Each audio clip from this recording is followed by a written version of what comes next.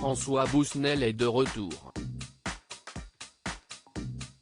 Ce mercredi 6 octobre, à 21 h sur France 5, le journaliste présentera un nouveau numéro de la Grande Librairie. Et cette semaine, il reçoit sur les fauteuils de son émission un monument de la littérature française, Patrick Modiano. C'est en effet au lauréat du prix Nobel en 2014 que sera entièrement consacré ce numéro de la Grande Librairie. Le 7 octobre, l'écrivain publiera son nouveau livre, Chevreuse, aux éditions Gallimard.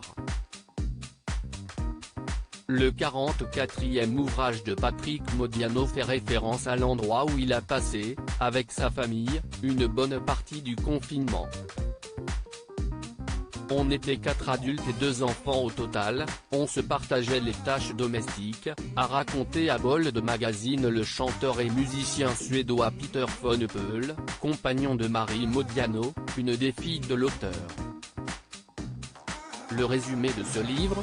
Un homme explore les souvenirs lointains associés à une femme, entre un appartement situé Porte-Maillot, un aller-retour dans la Chevreuse et une maison à Jouy en Josas, évoquant les bribes d'un mystère qui ne cesse jamais éclairci. Et pour les lecteurs assidus de Patrick Modiano, Chevreuse pourra sembler familier. Je me suis aperçu que j'écrivais pratiquement toujours le même livre, confiait-il sur les ondes de France Inter. Les romans changent de titre, mais on pourrait supprimer les titres et cela ferait un seul livre. Un peu comme une musique où il y a des motifs qui reviennent et forment un tout. Et pour l'auteur, ce livre a une saveur particulière, les lieux que j'évoque, je les ai connus. La vallée de Chevreuse, un village pas très loin de Paris, un appartement vers la porte d'Auteuil. Mais avec la distance des années, cela devient comme une espèce de pays complètement onirique.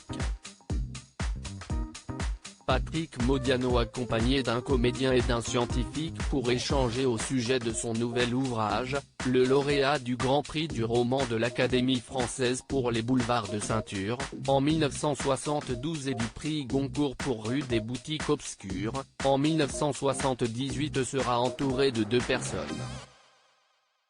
D'abord Édouard Baird, un fidèle lecteur de Patrick Modiano qui dira toute l'admiration qu'il porte à l'auteur.